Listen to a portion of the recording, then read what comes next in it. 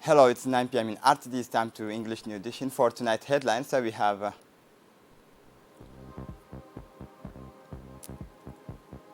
Hayable Polyclinic renamed Dr. Abdullahi Hassan Ainan.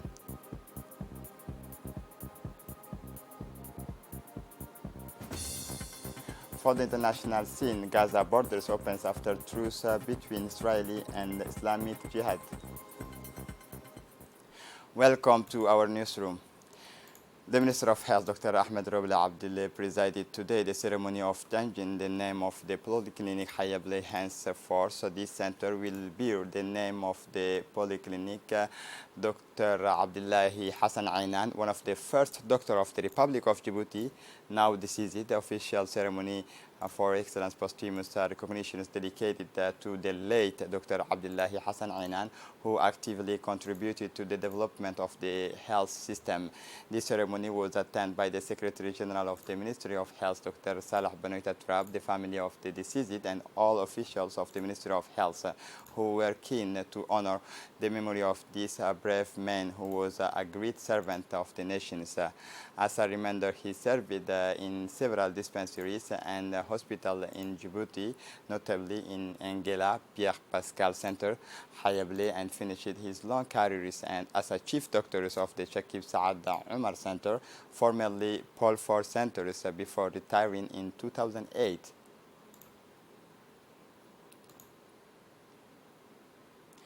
In his speech, the Minister of Health, Dr. Ahmed Robla Abdullahi, was pleased with the organizations of this ceremony and praised the doctors. He was, during his career, he said, after having held several positions, he worked at this polyclinic. He emphasized that he was a figurehead of the profession, but also for all Djiboutians, he was an inexhaustible source of humanism. He will forever be a hero to all.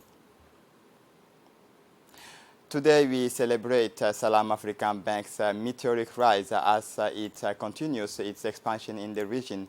Indeed, following the Vision 2035 of our President, Salam African Bank will continue its commitment to be an unwavering player in the prosperity and sustainable development of the region through the acquisitions of the top finance bank of Uganda. This exceptional move follows the bank's expansions in Asia, particularly in Malaysia, as well as in Ethiopia and Kenya, just to name a few. The latest expansion is into the Ugandan market, which occurred on August 8, 2022, will now allow Ugandan nationals to enjoy 100% of Islamic financial product. Salam African Bank has achieved the remarkable success of exporting and consolidating the national know-how. It has also broken new grounds by introducing quality products and services to the Ugandan banking market. Thus, this new acquisition will lead to the birth of the first full-fledged Islamic bank in the Ugandan banking sector. Salam African Bank has obtained its licenses from the Central Bank of Uganda to set up in Kampala. As far the climate is concerned, Europe, plagued by increasingly intense and frequent heat wave, has become a real hotspot, and heat waves over past 42 years here in Djibouti. The climate is tropical desert on the coast and in the north, while it becomes semi-desert in the central southern height on the coast, where we find the capital Djibouti. It is a hot year round, so in this period then can be called the winter. From December to February, the temperature of is high, around 28 to 13% during the day. The sun shines, the rains are rare, and the air is humid. But there is a breeze. The temperature rises gradually from March. The heat is felt, especially in May, with a day temperature that oscillates around 35 degrees. This year from June, the summer has well and truly begun with an intense heat in the June and July. The change in the Hamsin begins to blow these winds and desert that can raise with the very high temperature. The maximum often is 14 degrees and the minimum of 13 degrees. The Republic of Djibouti is changing its faces and taking on the appearance of a large metropolis in making. This is characterized by rapid urbanization, particularly in cities that are growing like mushrooms. The appearance of a large building conducive to business development, large shopping malls, but also frantic multiplication is of hotels to accommodate customers more and more interested in Djibouti. In parallel to this development is accompanied by an urban policy that includes the well-being of its inhabitants. Indeed, we see that Djibouti is equipped with infrastructure and space designated for relaxation and free times. Among these spaces, we can mention the renovation and development of the public garden known to all, which is the heart of the old commercial district. It is at the intersections of the commercial pole and the pole of the administrations of the city of Djibouti. Since its renovation, it is a real place of relaxations, and the evening come, Djiboutians enjoy the public benches, and that is attended the Park Roma, Real Children Gardens near the popular district, and not the least the big park of Djibouti, located at the entrance of the Humbly Bridge. A large space is fitted out for relaxation sport with playgrounds for children. But a question arises, this infrastructure once realized they required maintenance, but also a care of on behalf of the users who are other than the inhabitant of the city. It remains to be seen whether Djiboutians will prove worthy of these facilities for recreationists in view of the distractions and deterioration of garbage points through the city. And this is just one example among many others. After the official launch of the support of civil society engagement in the local development process project on May at the Sheraton Hotel, the implementation agency, the Kaizen company, which is piloting the USAID funding project, began its activity in the region of Dakhil in collaboration with the regional Council of Dakhil and will continue in the other regions of the interior. USAID is the financial partners of several projects in Djibouti. This new project, funded by the American people through its International Development Agency, USAID, this project will help strengthen the partnership between the Republic of Djibouti and the United States of America. The objectives of these regional towers is to present the project action plan and the long-term objectives. The workshop was chaired by the acting president, Mr. Ibrahim Guru, and the deputy prefect, Idris Abbas, who opened the workshop with words of welcomes and thanked the technical team of Kaizen.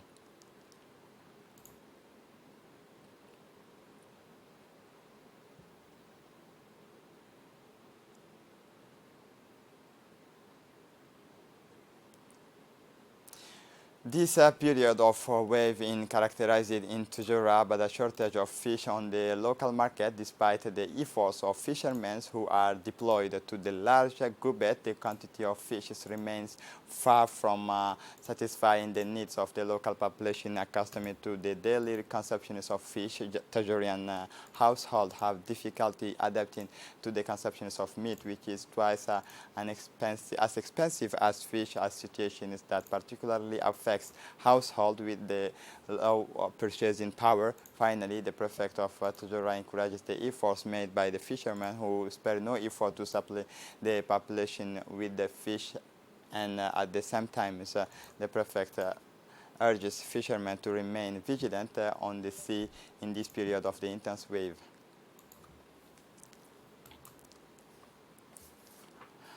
For the international scene, after 8 months of negotiating and marathon night of debate, the U.S. Senate passes the Biden's major climate and health plan on Sunday. Listen for more detail.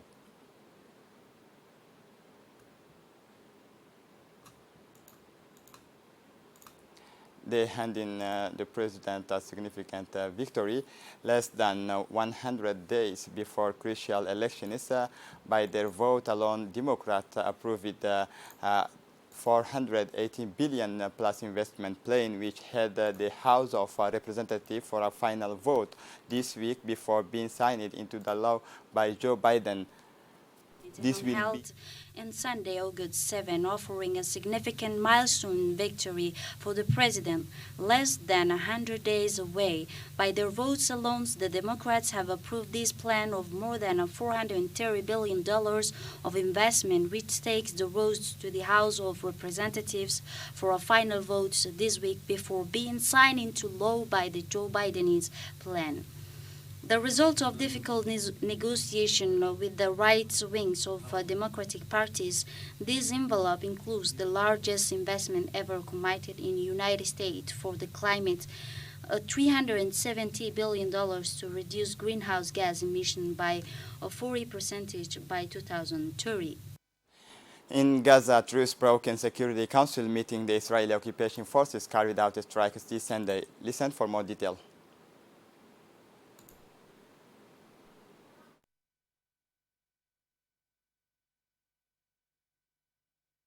The occupationists have already claimed the lives of 44 Palestinians, including 15 children. So the Palestinian Authority said on Sunday that the Israeli military escalation has crossed all red lines. The United Nations Security Council is expected to meet later today, Monday, August 8, an emergency meeting called by the United Arab Emirates, which stressed the need to restore calms in Gaza and to curb this escalation of violence.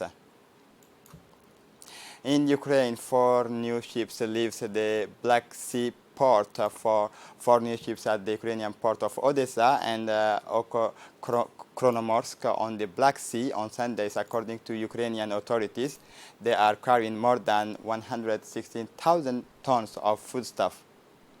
Ships left the Ukrainian port of Odessa and the Koromorkis of Black Sea on Saturday.